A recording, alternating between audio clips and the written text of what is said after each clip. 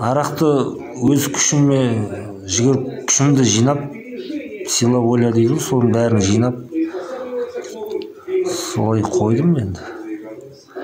Еш нәрсе істеген жоқпын. Система алдым, дәрілер ішіп жатырық.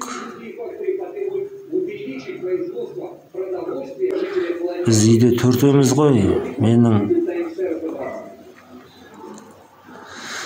Менің туған інім бар, өткенде көрген шығарсыздар. Неден? Атнет телевидениедан, ютубтан. Сосын екі қарындасым бар, төртеуміз ғана үйде. Мен үйдің үлкенімін. Тимурмен араласып тұрамыз ғой. Негізі Тимур екеуміз бүгін кездесеміз деп келіскенбіз. Сол что-то ол да хабарласып, менде шашымды алшы дейді. Шашым алынған, мен бағана жуынғаннан кейін, душқа түскеннен кейін шашым алба жылы. Енді шығып келатқан шаш қой. Қайнаралы көзді танимын ғой.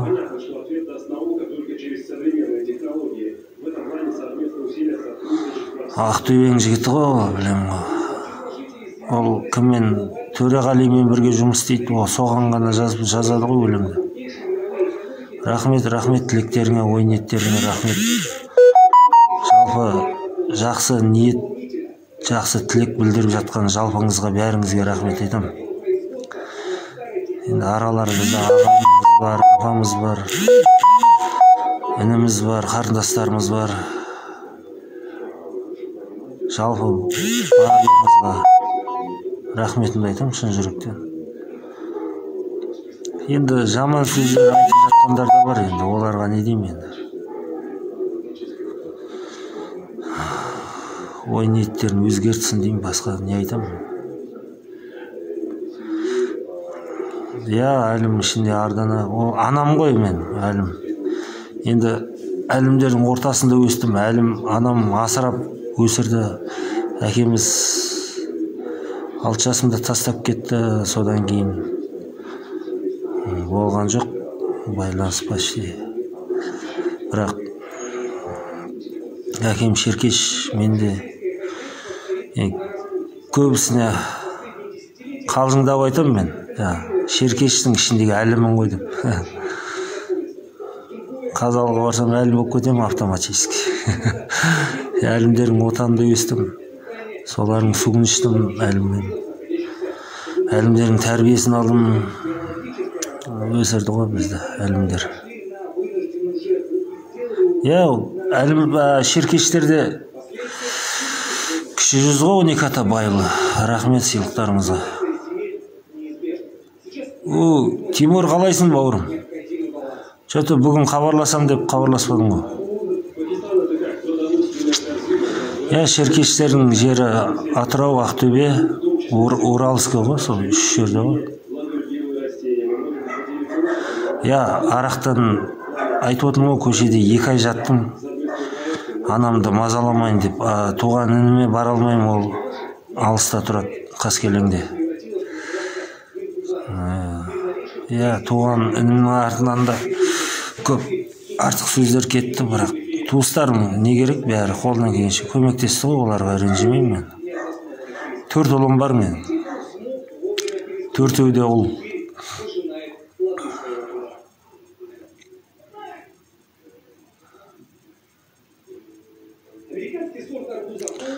Алыс емес болғанда мен ондай барып мазалағым келмейді. Інімнің 6 баласы бар, бәрі де кішкентай.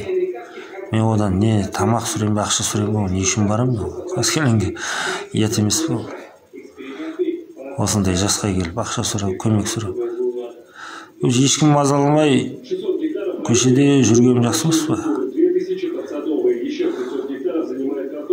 Қой, албамын деп ешкім айтқан жоқ мен.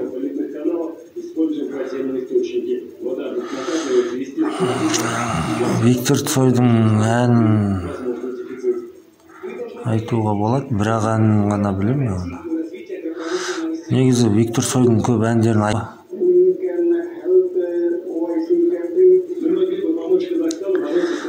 қазір сіздердің өтініштеріңізді орындай алмаймын ау деп ойлап тұрмын. Өйткені көрші бөлмеде квартиранттар бар, олар таңертең қазір ұйықтап жатыр. Олар мазаладым деп, ренжи ма деп ойлап тұрмын.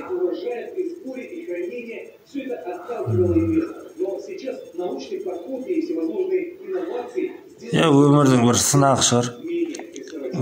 Ер адам болған.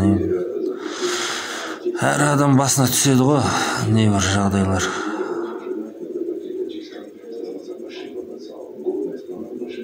Төрт ұлым бар мен. Үлкен ұлым 1 жыл бұрын армиядан келді.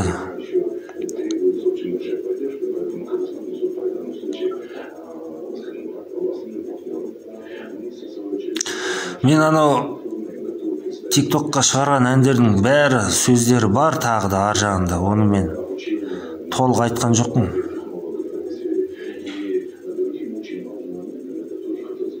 Рахмет. Қазір үйдемін. Үйленгенмін, 4 ұлым бар деп отырмын.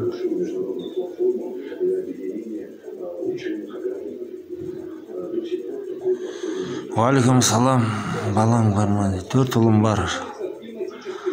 Ұлдарым осы Алматыда тұрады. Сол семейный мәселе болғандықтан іштім. Ақмешіт арақты қойдық. Мен негізі солай көшеде боламын, жатамын деп ойлаған жоқпын. Дружбада Қызылорда көшесінде тұрдым. Шмидт магазин қасында тұрдым. Мен оқып үлгірмей жатырмын, бауырларым. Егер жауап бере алмай жатсам, кешірім сұраймын. Жалпы дружбаға, жалпы Қазалға бәріне сәлем. Мен Қазал туралы бір жақсы ән шығарып қойдым. Сөздерін өңдеу керек. Құдай берсе жақында шығарамын TikTokқа.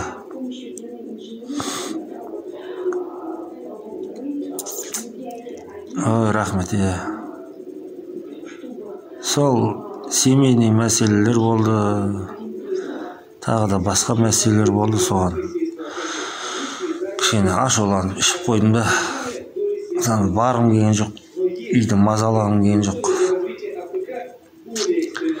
Анамды темелі, қартайған анамды, қарындасым бар, инвалид, сол бәрін мазалағым келген жоқ. Сол үшін далада жаттым ғой енді. Күн жылы болғаннан сол жылықты пайдаланып, ауа райының жылылығын пайдаланып, арақтың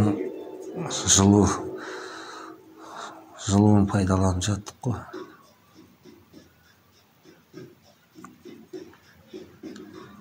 Мен негізі өзімді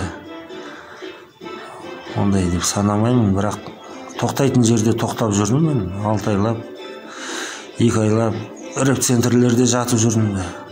Сол әдейі арақ ішпеу үшін Алматыда.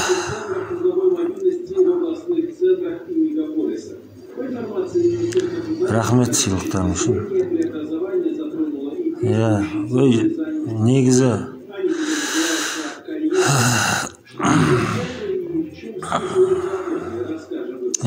мен ешкімге ренжімеймін.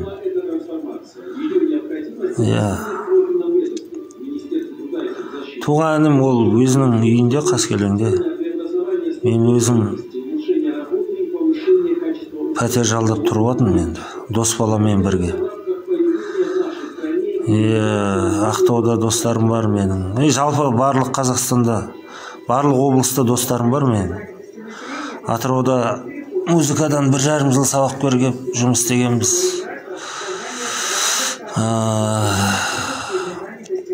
Ақтөбеде болдым жұмыс бабымен. Таразда тұрдым 6 ай. Шымкентте болдым біраз. Шымкенттен жолымыз ғой, әрбір өтеміз.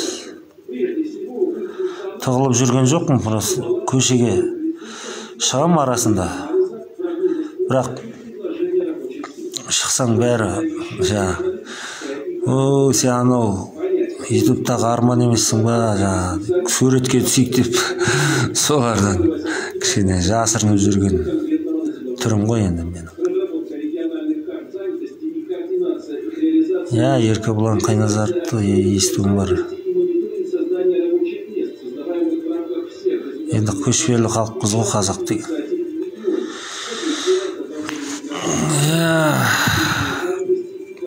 Жоспарлар қазір бар енді мен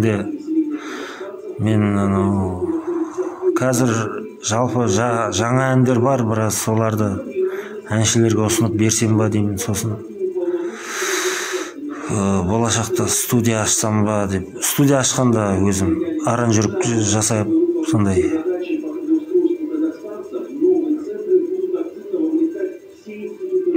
Мен енді сондай ой жоспарым, арманым сол студия ашып, жаңа әндер жазып, аранжировкалар жасатып, халыққа жақсы әндерім бар.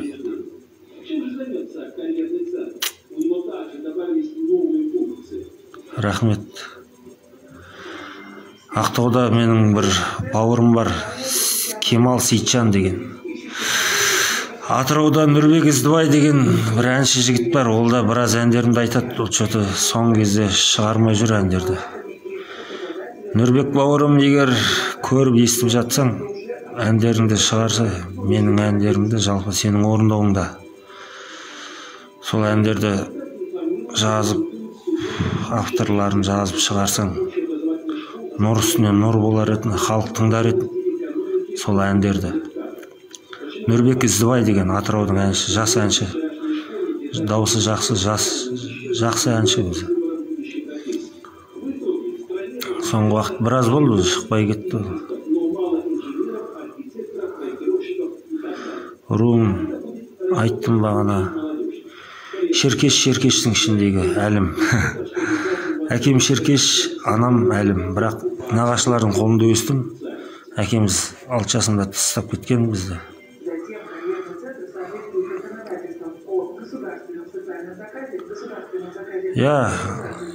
Жаңа әндер жазып бере алам.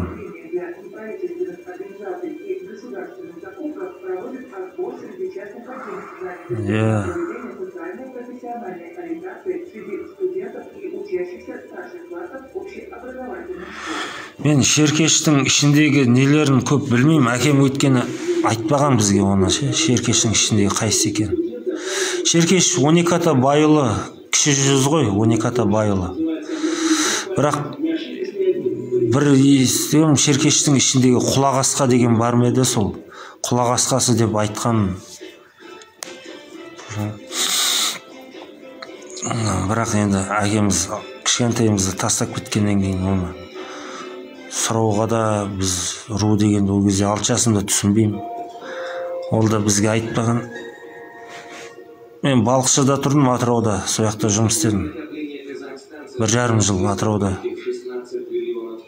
Окей, хабарласыңдар.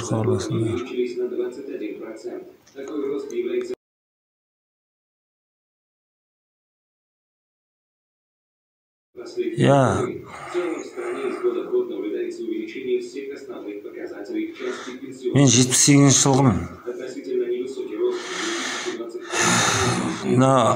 Халқымнан бір өтінерім, мен алқаш дегенді көп қолдана бермей қойыңызды сұраймын. Мен жалпы негізі бұрын мен ондай көшеде жатып ішкен емеспін. Соңғы осы 2 ай ғой сол көшеде жатқан.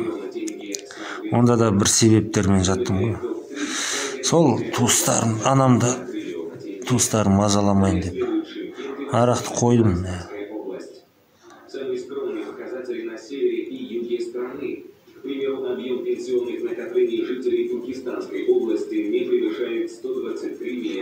Мен де өзім жек көрем, біреумен ұрсып, айқайласып, оған даже маған жаман сөздер жазғандардың өзіне мен жауап жаман сөзбен қайтармаймын жауап. Арақты қойдық қой. Әлім ішіндегі Ардана ғой, Ардана. Уалейкум салам. Арман жауап берші деп жатыр. Мен қандай сұрақ қойғаныңызды білмей жатырмын. Мына жерде үлгермей жатырмын. Қазалының өзінен Дружбадан Қызылорда көшесі Жамбылжауытта оқыған мектепте. Ардана ма әлі төрт қарама, сонда Ардана шығар сол. Қазір ән айтуға айтқым келіп тұр, бірақ көршілер ұйықтап жатыр да.